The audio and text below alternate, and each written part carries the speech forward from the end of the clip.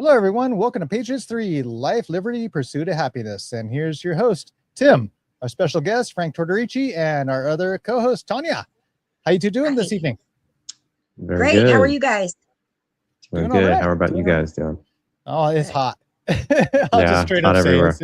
yeah. It's Hey, summer. you don't need to tell Frank. He's in Arizona. I mean, that's the Yeah. capital of heat.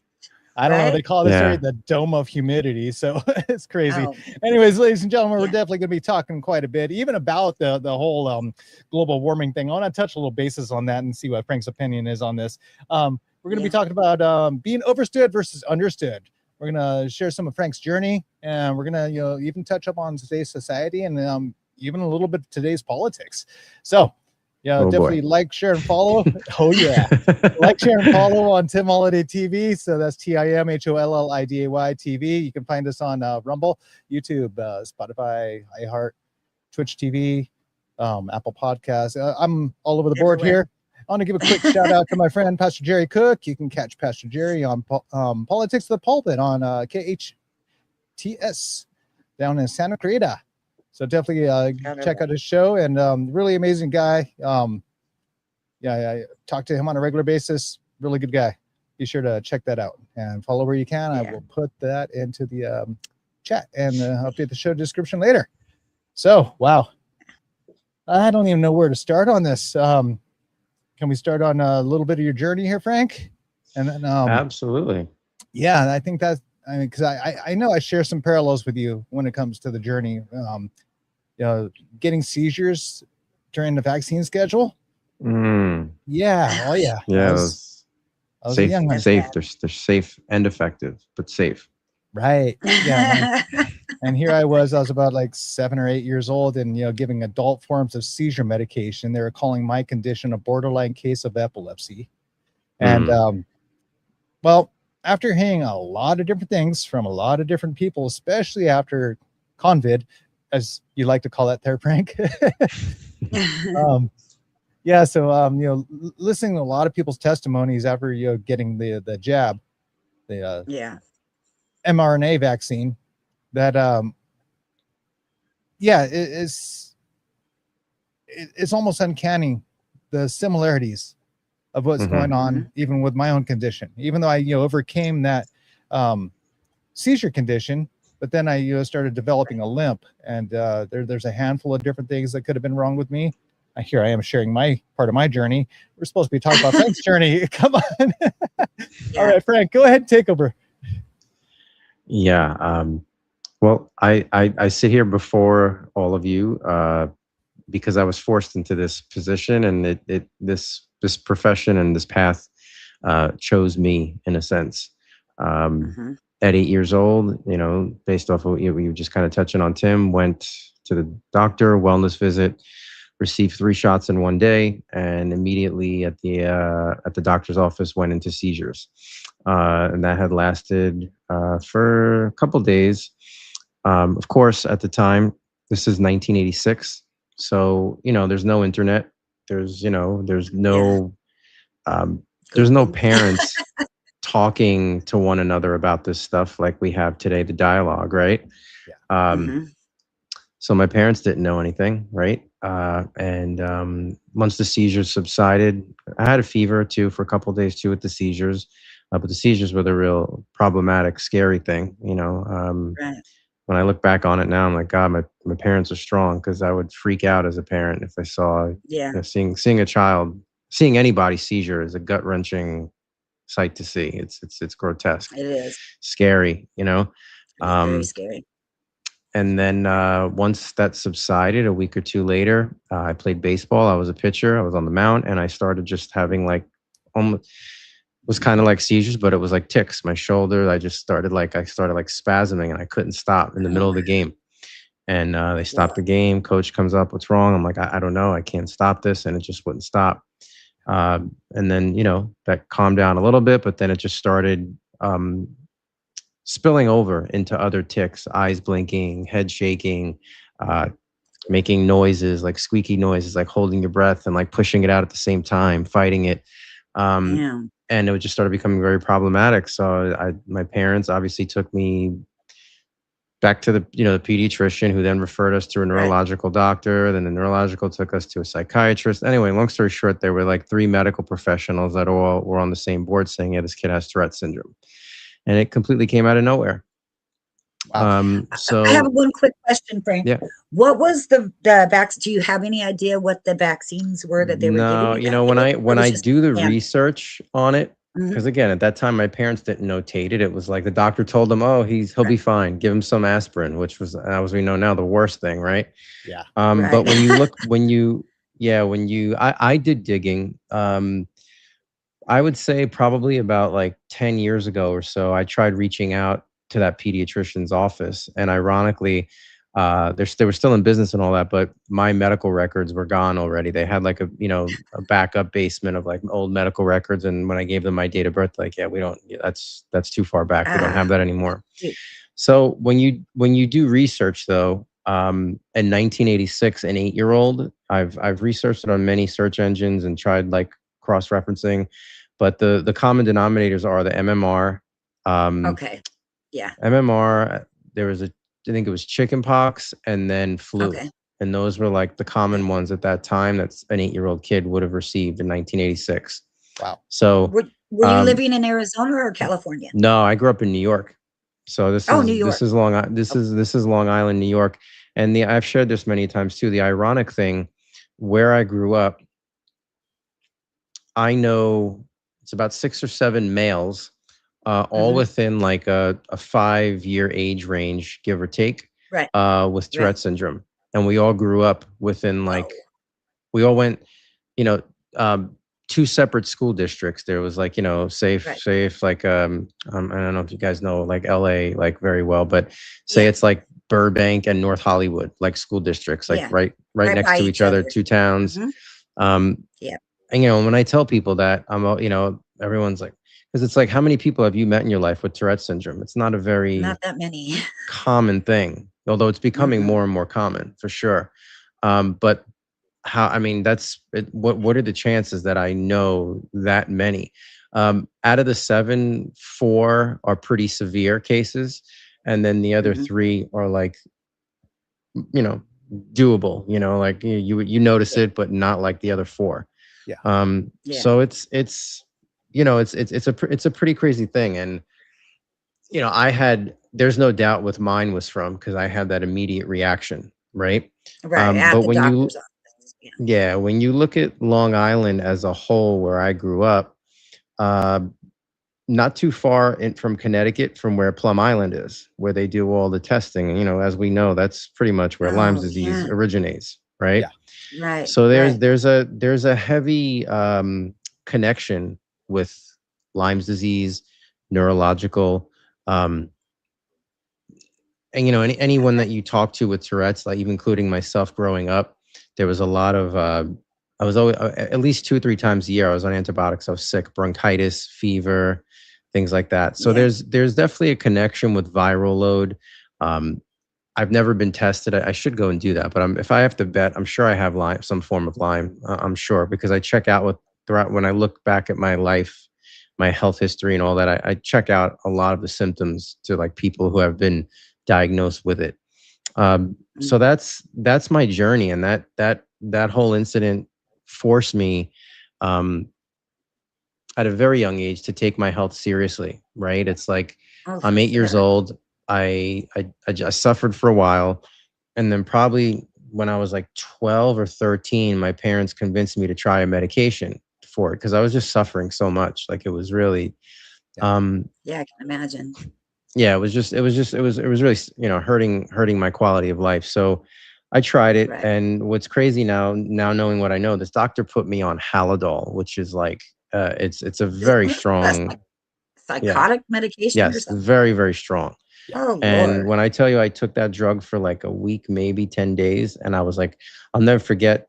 I was upstairs in my room. My parents were down. My grandparents, we lived in a 2-story home. My grandparents lived downstairs with us. So we'd always go downstairs and have dinner. And Frank, come down, it's time to eat. And I remember walking down the steps and getting like this like angst feeling. And I sat at the dinner table, and I was like I couldn't it felt like I had gone into like ice cold water up to my neck. And I was like, And like, I just Frozen. couldn't, like, I wanted to just like fly out of my body. And I was like, I can't sit here. And they're like, what's wrong? What's wrong? And I was like, I must have looked like a crackhead. Now, you know, like looking back at it, I was like, yeah, it was pretty. So after that incident, I was like, I am not doing that anymore. Like, I'm done. Right. I'm done. Right. So from 13 to about 18, well, 13 to 16, I just suffered. And then when I was 16, 15, 16, started, you know, I had friends where I always had older friends because I was always in the gyms. I started working out at a young age and things like that. Yeah. So at 15, 16 years old, I had a fake ID. I used to go to the college nightclubs on Thursday nights with my older friends. and that's when I started self-medicating with alcohol at that point. Yeah. You know, so from 16 to 18, it was just alcohol. And I was like, I'll never do anything. And then, of course, that spiraled into, you know, I was in New York. Then I started going to New York City, to nightclubs, the after hour clubs.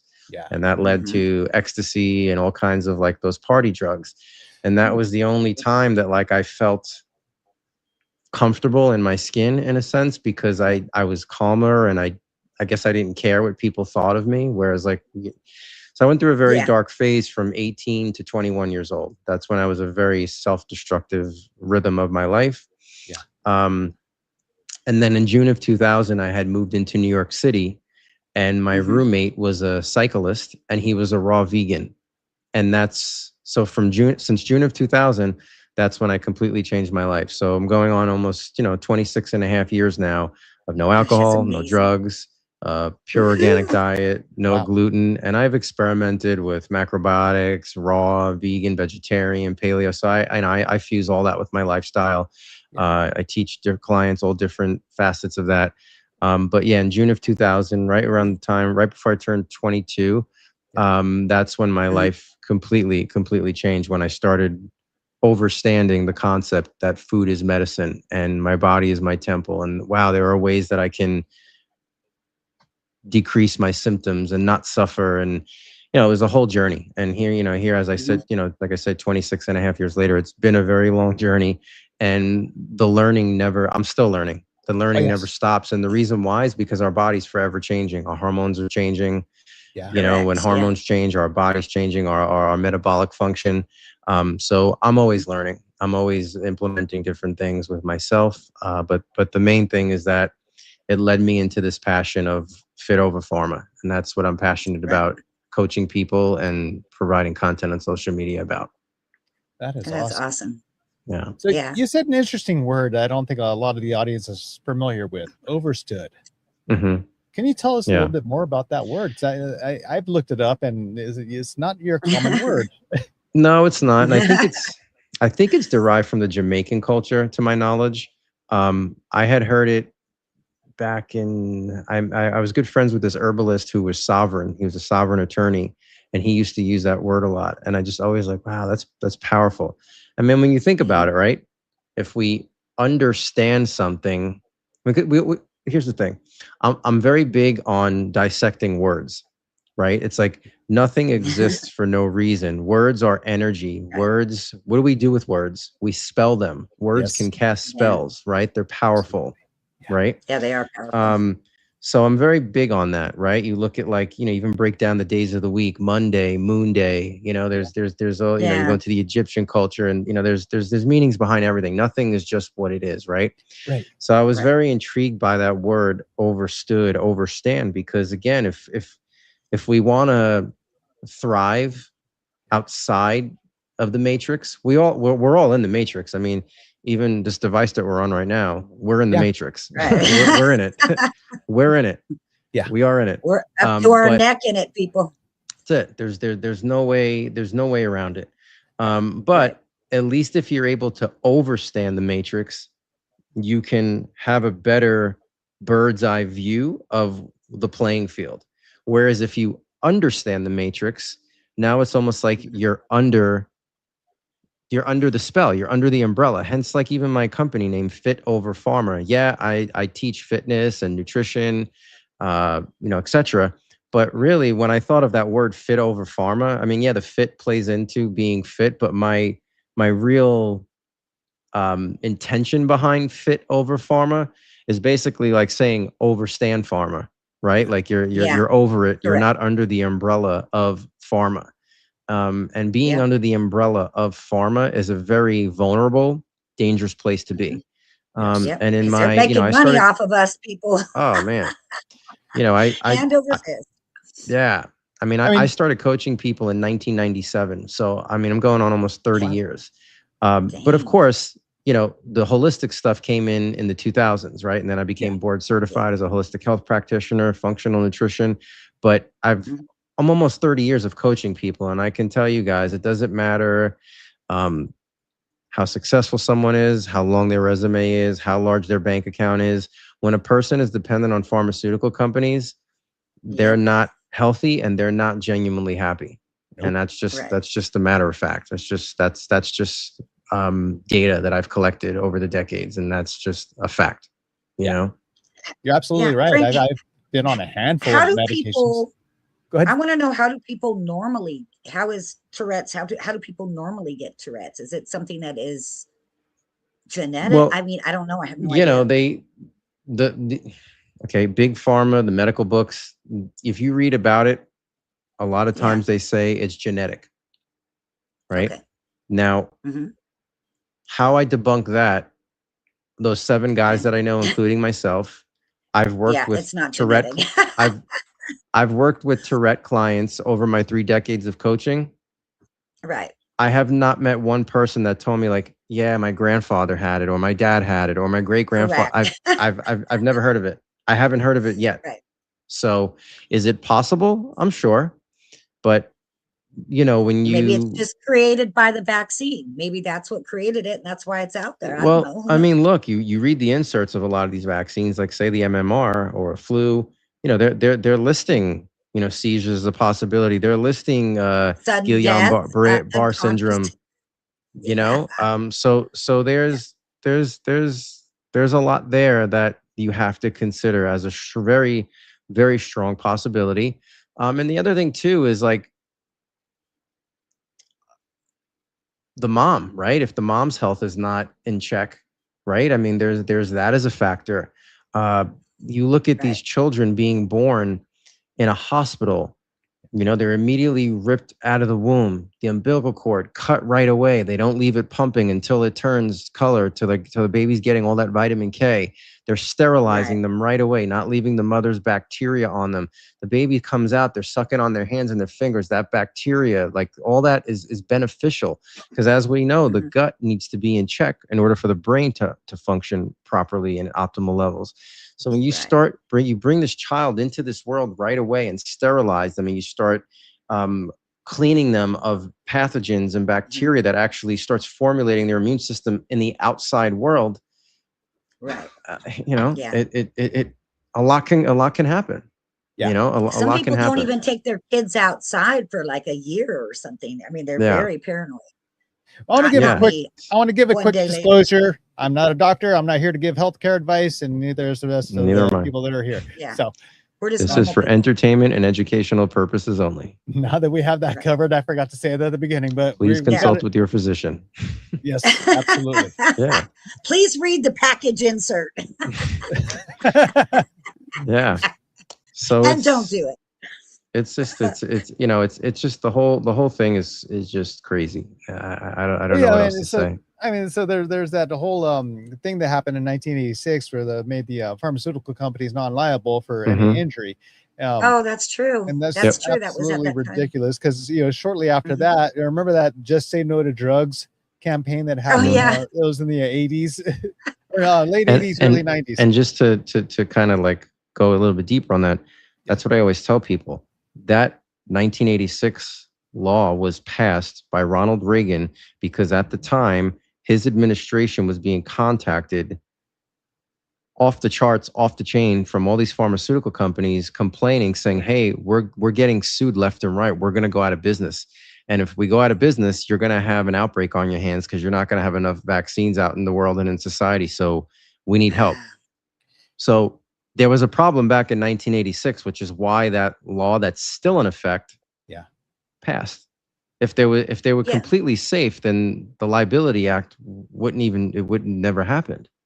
It wouldn't be a So thing. Yeah. so just that alone is like, come on, people. Like, this is not, this is factual data. This is not wearing a tinfoil hat here. You know.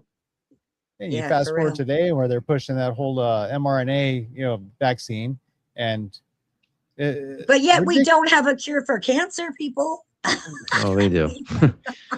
They do. I know they do. They have to. No one's messing with the $1 trillion industry. You know what I mean? Correct. Yeah.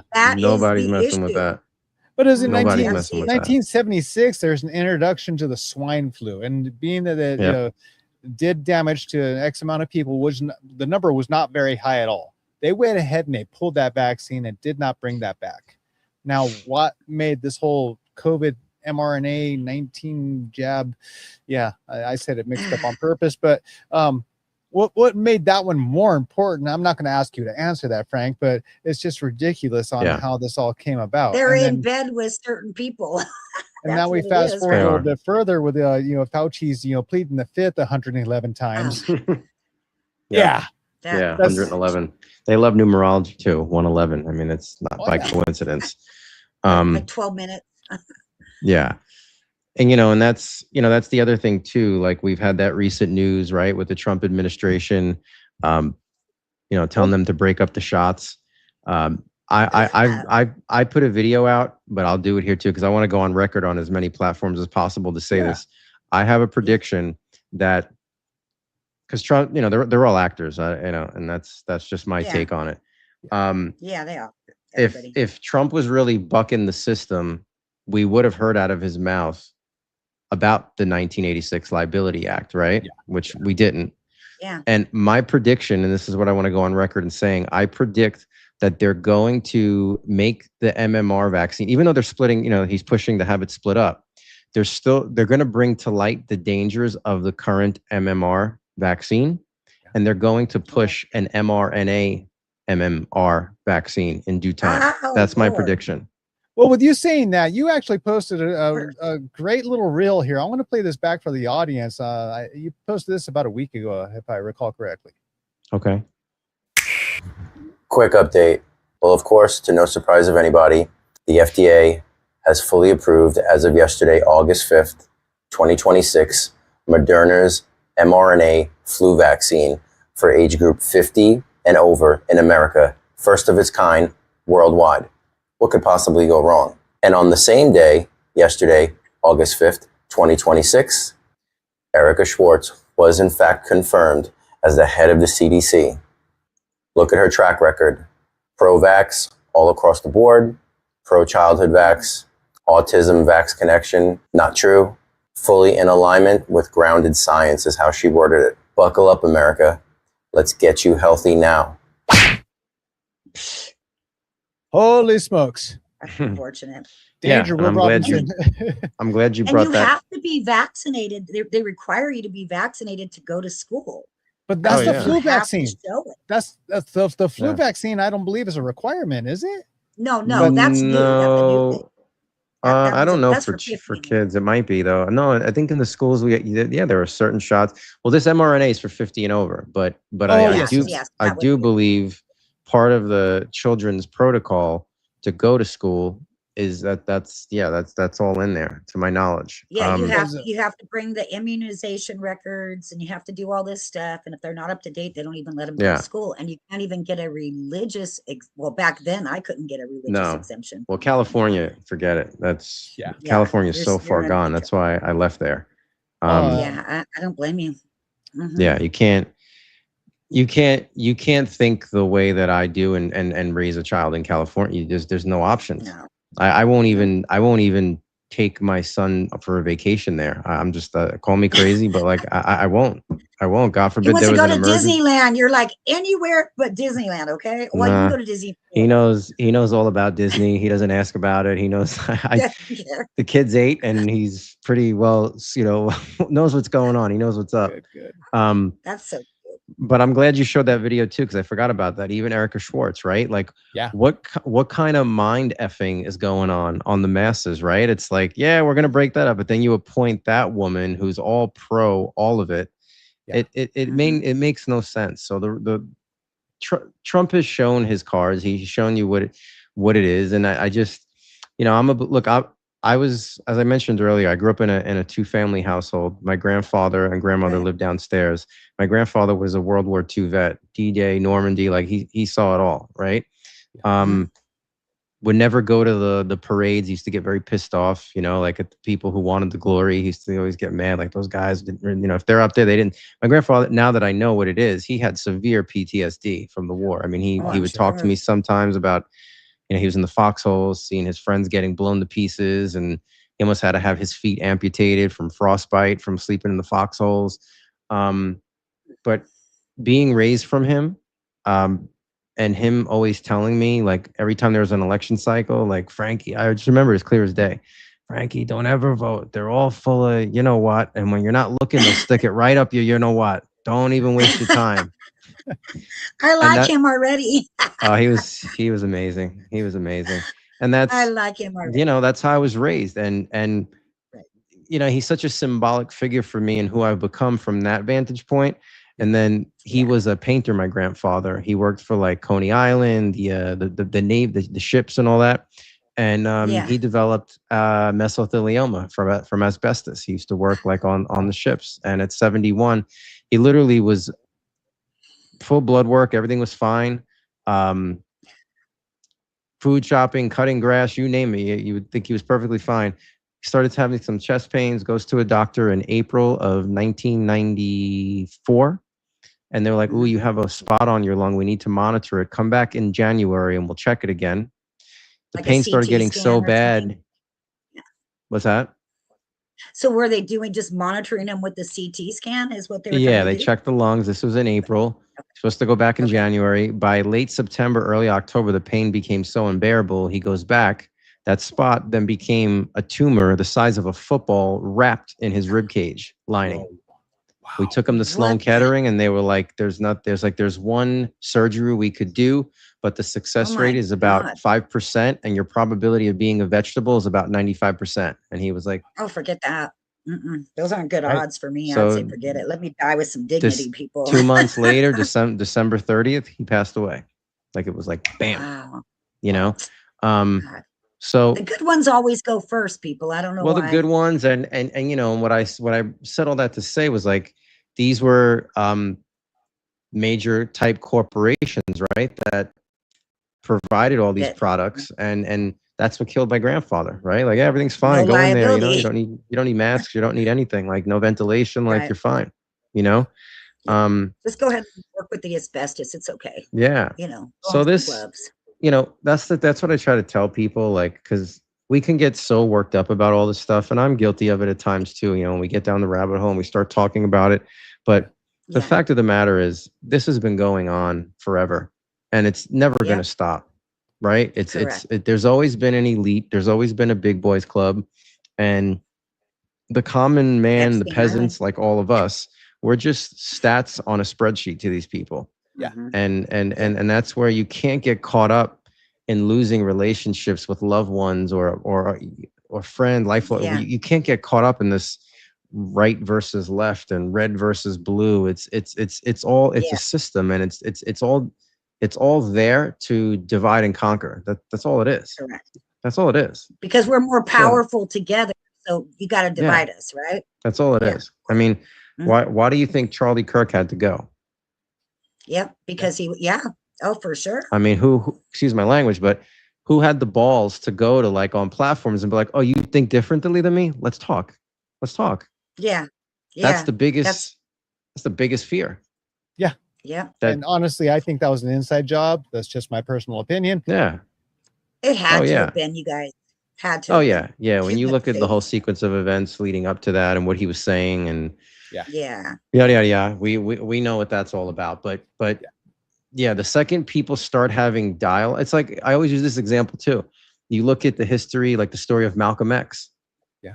Oh yeah. Malcolm X was fine when he was a Muslim, and he was talking like just pro-black, and that was it. Yeah. But then once he started separating from the nation and started like talking to like different ethnicities and figuring out ways, right. Gone.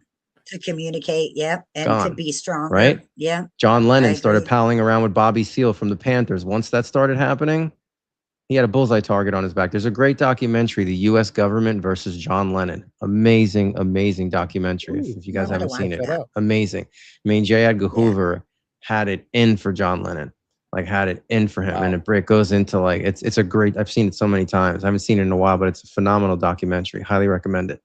Yeah, so the Charlie Kirk thing reminds me of the JFK thing, you know, where it's always going to be like, oh no, so-and-so did it. So, I mean, it's always going to be something like that. Even though we have cell phones, we have, you know, UVU had like something like 26,000 cameras. I mean, you cannot tell me that you only saw this guy wearing 5 different outfits in the whole day. Like, men don't change like that. 3 or 4 days later, they went ahead and cemented the whole area. The whole crime scene. Like the next day, right?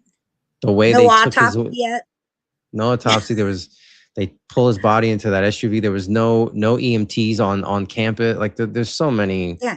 Again, but why? SD card out. But here's this is the crazy part, right? It's like you know, I always quote this line from, I forgot which one it was. It was the Dark. You guys ever see the Dark Knight series from Christopher Nolan, the Batman series? Yeah, yeah. I've seen the first one.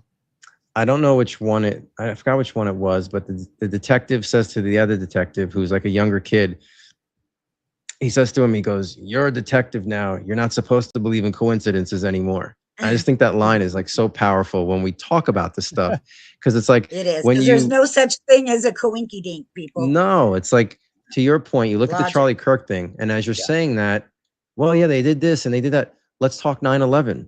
You know, right? Why did you know, why was Larry Silverstein? He was there every day, but for some reason, his kids, like, they didn't go that day. Like, why is that? You know, it takes out an insurance policy. I mean, that's another one, the Oklahoma bombing. You know, that guy more than likely was innocent. What was it? Timothy McVeigh. Timothy McVeigh. Yep. Yeah, I know. People used to yell at me and call me that. So there's, well, I mean, the whole thing is just too bizarre, right? It's just too odd. Too bizarre. I mean, you know, and like I said, they love numbers. Even back to the Charlie Kirk thing, it's just so funny how, what was it that day? Oh, it took us 33 hours to find him. Then there was a number, you know, 33 is Masonic, you know, it's a very symbolism in Freemasonry. True, huh? I didn't think of that. So it was like on 33rd Street or something like that where the shooter was found. It took them 33 hours to find him. It's like, come on.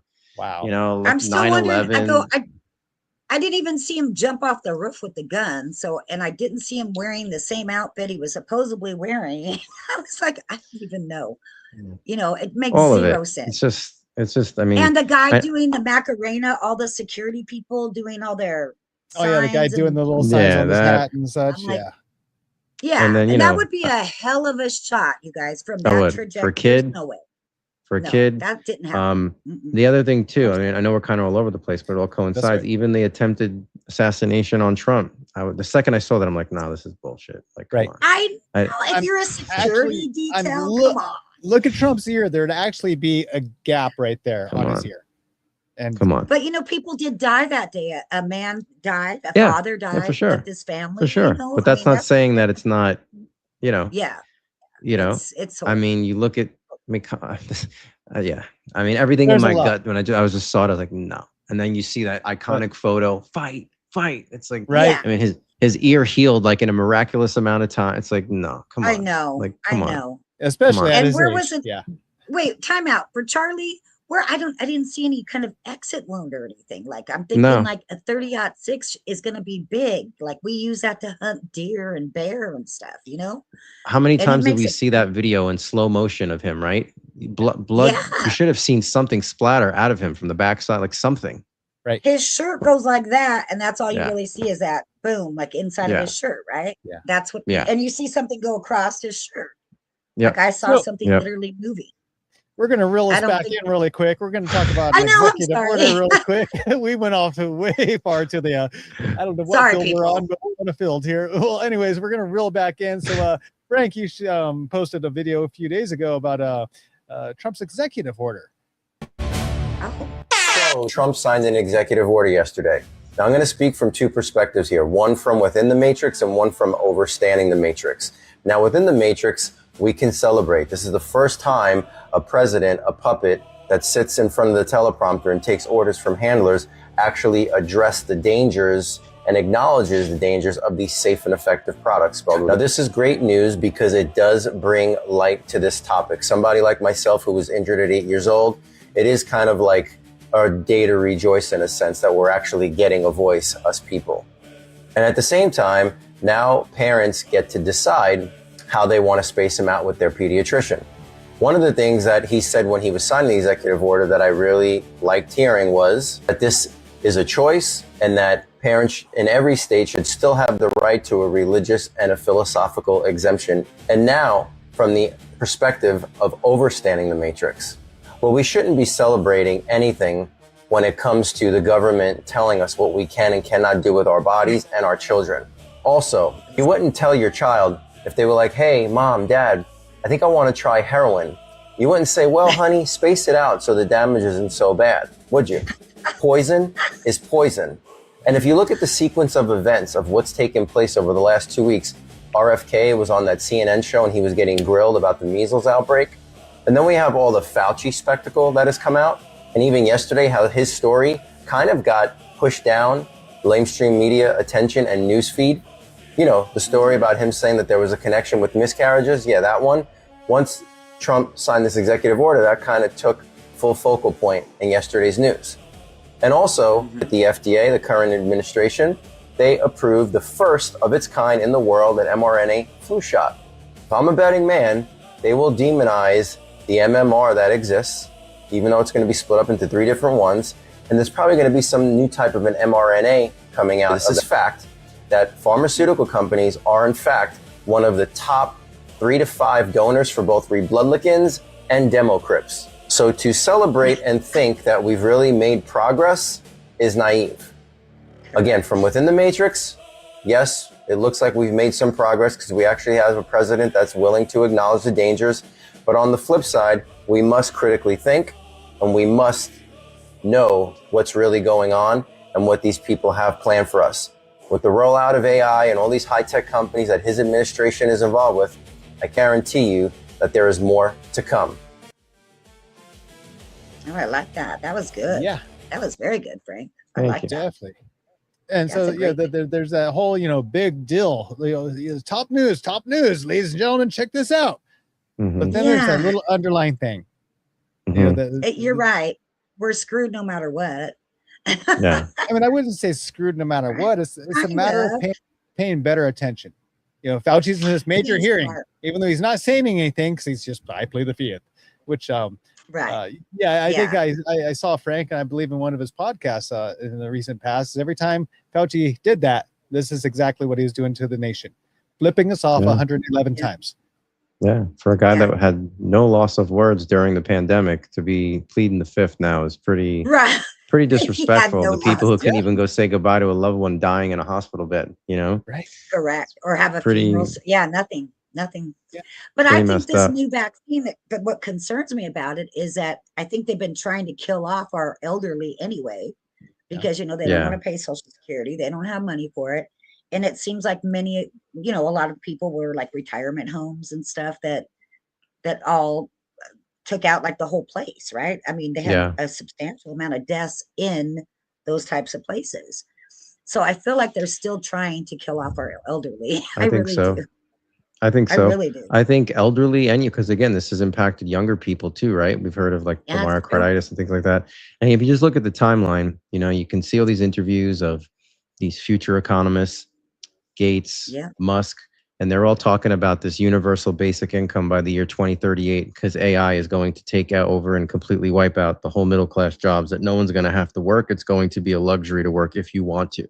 So if Big Daddy government is going to be printing more money and giving us more money, then they're going to have to kill off a certain percentage of the population. So if you look at the timeline of how this is all going, it kind of makes perfect sense. And you know what? I do believe too this mRNA because it's altering DNA. And Sarah could speak to this better than I can because she's the medical professional. But I truly believe that even you and I who didn't take the shot are just as much susceptible and our lives are in jeopardy as the ones that have taken it, because this is this is spreading, and that's the look. They're putting mRNA vaccines in food. They're putting it in animals. I mean, it's going to be rampantly airborne. It is already. So that's why I always say to people, get serious about your health, like yesterday, because that's all you could do. Speaking of Sarah, I've heard her say this before. The mRNA shots, the COVID-19 is not a vaccine. It is gene therapy. And same thing with this whole new flu vaccine, which is not a vaccine. Gene therapy. It's gene therapy, completely different. It's not a dormant or dead vaccine that's, with all these adjuvants and all this other stuff that causes a lot of flu issues with people. Yep. And I'm saying that because, there's issues given to me. I have this, terrible condition, which is a terrible anniversary month for me. It marks 4 decades since I've had this terrible condition. Yeah, it is. That's bad. See, my parents just didn't vaccinate any of us. They didn't give a shit. You didn't have to have them to go to school back then. So I wish I had your parents. Yeah, man. I don't know. It's just funny. Man. Yeah, my parents didn't give a shit in another way. So yeah. It's all we could do is the best that we can do, because we all at the end of the day, as we all know this, we all have an expiration date. None of us are getting out of here alive, right? So we sound just like my dad, Frank. My dad says that all the time. Yeah, we do know that. So we can't, it's good to be aware of this stuff, because I always quote Sun Tzu, The Art of War: know your enemy better than you know yourself. So we have to understand what we're dealing with. But at the same time, if we live in fear and let it paralyze us and let us get us, because fear will get you sick, right? Anxiety will get you sick. Anger will get you sick. Right. So if we live in that frequency, whether you're aware of the truths or not, they got you. Yeah. Right. So there is a balancing act here where, again, we have to understand this. But at the same time, you have to be rooted in faith in a lot of at the core, right? Because that's what's going to. Because you have to find the beauty through all this, because there's still a lot of beautiful things in this life, right? There is. That's true. People are beautiful. I find people to be fascinating and beautiful, and I love them. Everything. We're genuinely born. Yeah, beautiful in that sense, our souls, right? And it's just what they get. Everything gets corrupted, and just as life happens, right? But if you get to wake up and see a sunrise or watch a sunset, and feel rain on your skin, there's beautiful things all around you. There is. But that's you have to balance it, because I know I've said this on our podcast before. Like when you look at like something like this, right? Cell phone or the tablet that I'm talking to you on. Yeah. Of course, I run my business off of this. We can communicate through this. You're running your show. Comes with a lot of benefits. Yeah. Right? But everything that's given to us, because this technology, I believe, has been around way before we've had access to it. Right. Within the CIA, FBI, this has been around. Yeah. Right. Yeah. But once they allow us peasants to have access to this stuff, it's when they've figured out how to master to use it as surveillance. Yeah. Correct. So nothing, I always say they never waste a good crisis, like 9/11, the Patriot Act, right? Like you look at that. Yeah. So that's their whole thing. And that's the thing. Like I know so many people that during the pandemic have moved, they moved to different areas. I know some people that moved kind of off the grid in Costa Rica and all that.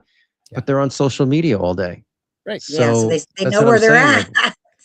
We're a prisoner to this stuff. No matter how we slice and dice it, this has become our way of life. I know some people that are, they don't want to go through the airport and get that little retinal scan. But every time they unlock their phone, there's something on the top. Yeah. They're constantly getting that retinal scan. Yeah, and I know. Even if you shut off all your service in the background, there's still some backdoor group to get in for all that.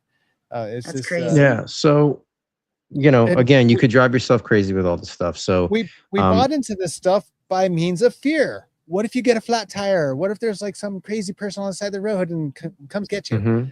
It was fear that sold us on these beautiful little tracking devices. Yeah. Yeah. I mean, so many benefits. This is an external microchip. That's all it is. Yes. Yeah. Right. I mean, we don't go anywhere without our phones. Yeah. Otherwise, we get. They know right where you're at. They can intercept your calls. They can intercept your texts. They can do all that without a warrant. Since 9/11, they can do all that. Yeah. So your emails, whatever. You know, look, I think it's important because we're all in this fight together. We're all very like-minded. I think it's just important for us to take the approach of like, look, I'll talk to people, whoever wants to hear this conversation. I'll plant seeds if they want to hear it. They may teach me, you know, they're going to teach me things just as much as I can teach them. But at the end of the day, like I'm not in this to fight. I don't want to fight the system because you can't beat the system. No, you can't the system win. You won't win. I mean, again, look at Charlie Kirk. The second he started using dialogue of like going against the system, you got to go, buddy. You know, so no one's beating the system.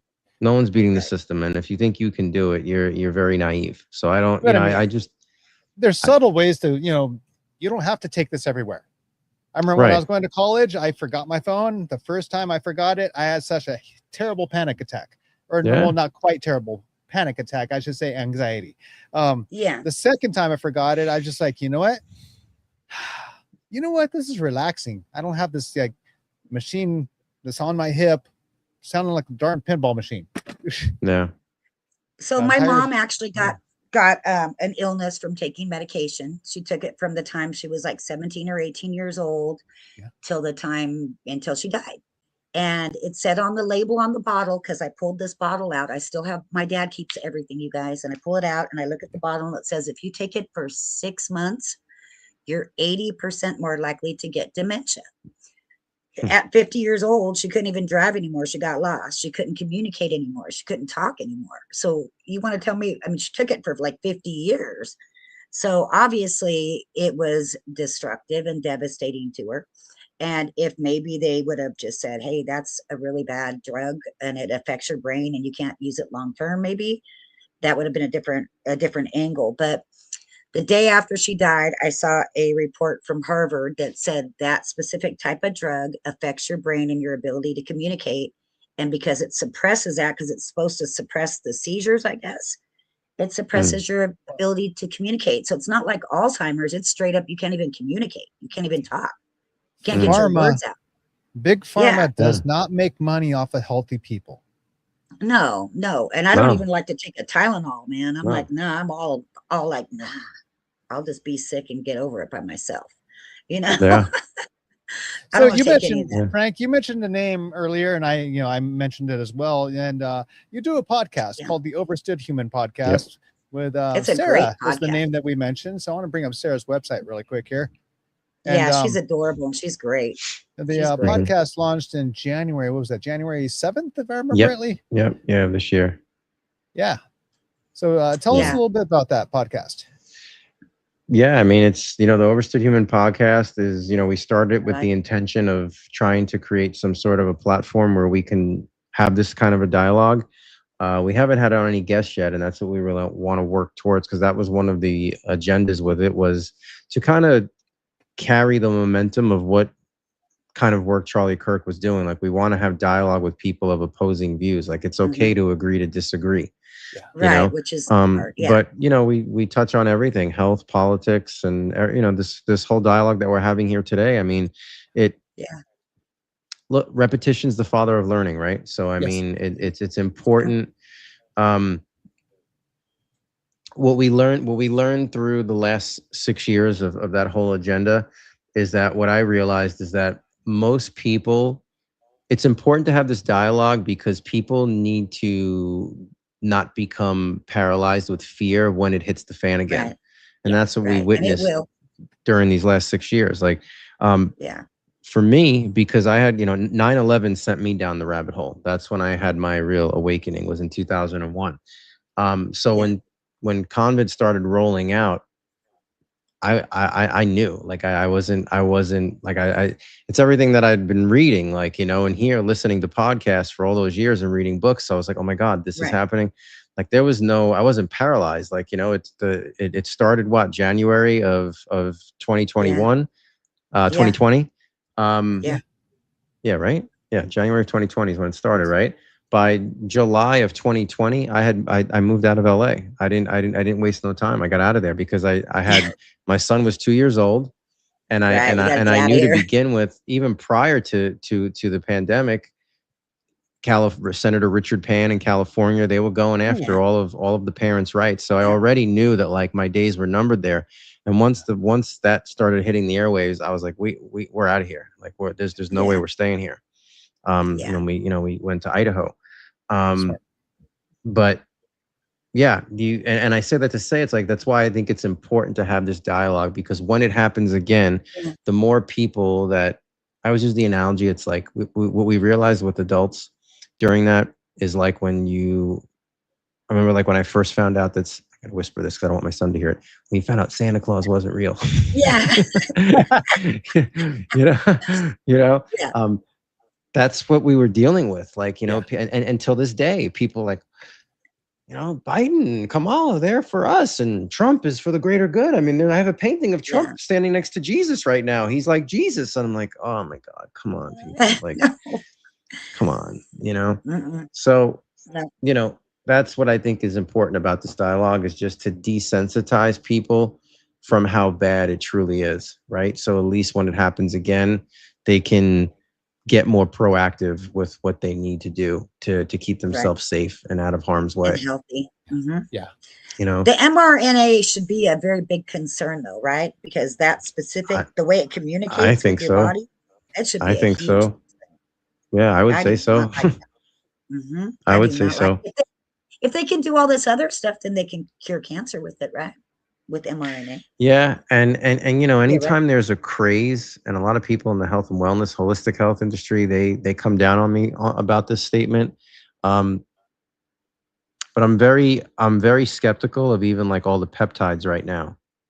That everybody's taking taking those GLP. Yeah, I mean, anytime something like explodes like that, I kind of sit back and like, why? What's going on here? Like what's going on? No long-term data. No long-term data. There's definitely a lot of school of thoughts with that, but I don't trust it.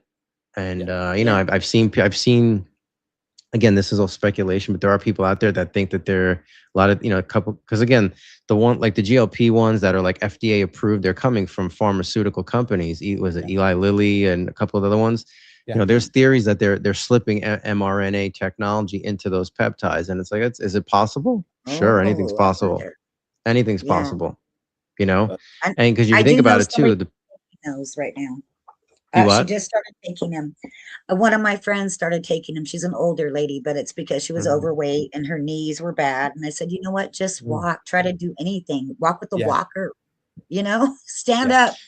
Just get a little. Look, exercise. a lot of people are just not, because that's what people tell me all the time. And unfortunately, I've helped. I've got to do damage control with people. There's a lot, there's a lot of irreversible damage that are happening from the GLP-1s. Look, you have to pick your poison, right? If there's a person who's 75 years old and is morbidly obese and they're going to drop dead of a heart attack any day now, then it's like, I guess, I guess do it, but when I think about these peptides, there's way too many people who are still young and fully functioning, relying on this stuff. And it's like, I hear about it all the time too. Oh yeah. And I come from the fitness world, right? That's where I started. And I swear every like ex meathead juice head that I know of, like personally, and like even on social media, they're all promoting peptides now. Like what, and then there's the hormones, you go to longevity doctors. Like, so it's like, when I was a kid growing up in the 90s in the gym culture, what was then a steroid cycle is now considered longevity protocol from a doctor, between TRT, peptides, growth hormone. Like, I mean, now it's just socially accepted, right? So it's a pretty wild thing to see happening, but at the end of the day, the weight loss industry has to be a huge business, right, Frank? Oh, it's huge. That's got to be huge in America. Yeah, that's huge. So those Eli Lilly, whoever it is, it's making that, whatever it is, I don't know. I imagine it's very costly. I mean, and they're making money. Look, I made a joke video yesterday about I was like, guys, I have to come clean. I can't live this lie anymore. This is my peptide stack. And I did like a whole montage of my 8 pillars of health, which is like fasting, cold exposure, resistance training. It's like, I mean, I'm 48 years old. I just had a blood draw a few weeks ago, and the doctor told me your testosterone's at levels of like a 25-year-old, that he's not, he doesn't see that in guys my age. So it's like, if you put the work in, but most people are lazy and they want the quick fix. But what I try to sell people on is like all of these results that you're getting. Once you go on a peptide or hormones, if you come off of it, that's it. You're done. Like you're done. And especially if you're taking hormones before you need it, now all you're doing is shutting down your body's natural production of that anyway. So you really can't come off of that. Yeah, you really can't come off of it. So now it's like by taking supplements. Yeah. Yeah. So think of it like this, again, nothing happens by coincidence or by chance. If you think of it along, and I never thought of it this way until right now as I'm saying this, but it seemed, the way this gets presented in the media is that the FDA and the big drug, the medical industry is against peptides. There's not enough research. So who's gravitating towards it? All of like the anarchists against the system that don't believe in pharma. We want our peptides, right? So like you have that, but now it's like you're getting people hooked on these peptides, which, because again, if they come off of it, all their results go to crap if they haven't made any of the changes, which most people aren't. So now you got these lifelong customers with these hormones and peptides. Well, what does that sound like? Doesn't that kind of seem very similar to this push for trans and getting kids to change their sexual identity? Because once they start that, they're lifelong customers for these pharmaceutical companies for hormones for the rest of their life, psychiatric meds, the rest of their life. I mean, I think get them hooked on that big stuff. pharma don't make money on healthy people. No. I think I saw a stat not too long ago that I think like, if it's an average lifespan, like of say 65 to 70 years old, a person who becomes trans, like in their teenage years, by the time they live out their life, I mean, they're worth like a couple of $1 million to the pharmaceutical company with all the drugs they have to take over that course of time. Wow.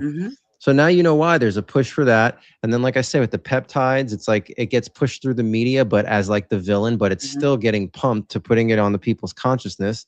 So again, this is like, I call this overstanding the matrix. You got to look at it from a bird's eye view and not be in it and look at it from eye level. You want to look at it from here and be like, wow, that's interesting. Like, check this out. Wow. Yeah. Well, I mean, speaking about that, looking around on whatever device they're on, I saw this little joke about, a little over a year ago. Your future doctor is using ChatGPT. Yeah, so true. That's so true. You better start eating healthy. So true. That is legit. That's very true. Very true. Sad but true. It's scary. I know.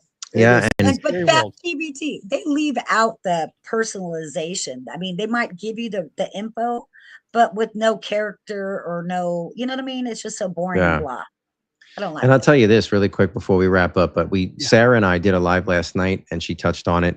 And about a month or two ago, Dr. Jeffrey Barkey, RX for Liberty, he had me on and we were talking and I was applauding him. I always try to give props and flowers to all the medical professionals that have like spoken out, because they deserve all the credit in the world because they're fighting the system. I know, like I've heard many of them say that the board's always after them.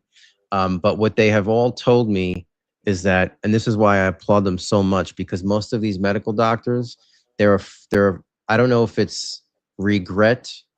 They don't want to believe that what they learned and all the debt that they've developed is like for nothing.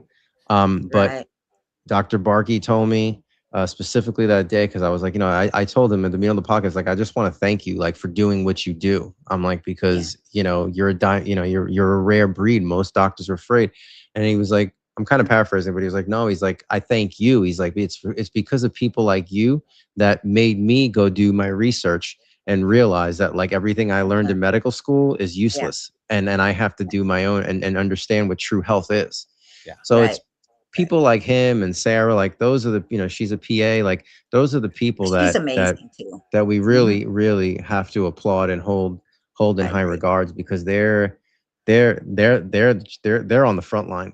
They're the ones with the medical license. They're the ones that have spent hundreds of thousands of dollars for medical school and like, risking it all. Not me. I'm nobody when in that conversation. So it's, you know, you've taught us a lot. You know that? Don't important. say that, because you've taught us a lot. You were more than likely, Frank, the starting ground of their research to look even further into this, you know, recent pandemic. Yeah. I think you were the starting grounds, and other folks like yourself, Frank. It has to start somewhere, and you know, for a health fitness coach such as yourself, that's the beginning grounds. I mean, we're taught that in, you know, middle school, physical education.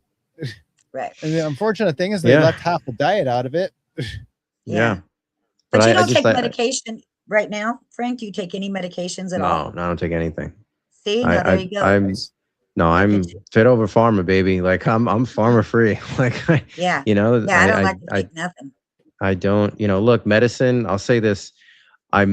Medicine has the medical system and medicine has its place in emergencies only.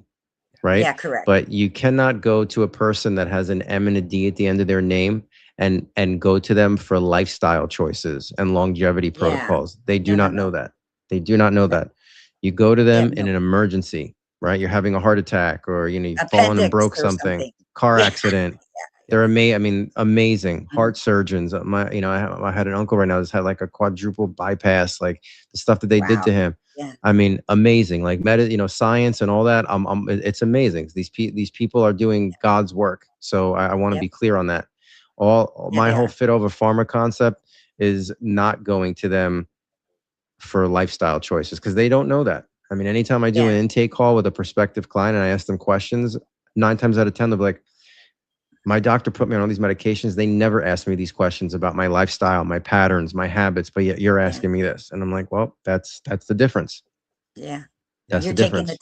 You're taking the time that a doctor usually doesn't have anyway, right? I mean, but they should be. If you're going to put somebody on a drug that could have life-altering symptoms, you should be pretty interested in having a better understanding of what's this person's stress levels like, what's their health history like, how do they eat, how much sleep do they get, do they exercise? Like, you should get to know them. Are they a high stress person? Do they have anxiety? Like, what do they like? What's home life like? Like, get to understand that and try to work with them. Pharmaceuticals should be, when it comes to lifestyle and treating like a type 2 diabetes, things like that, that should be like the last leg resort, right? Not the first resort, the last resort.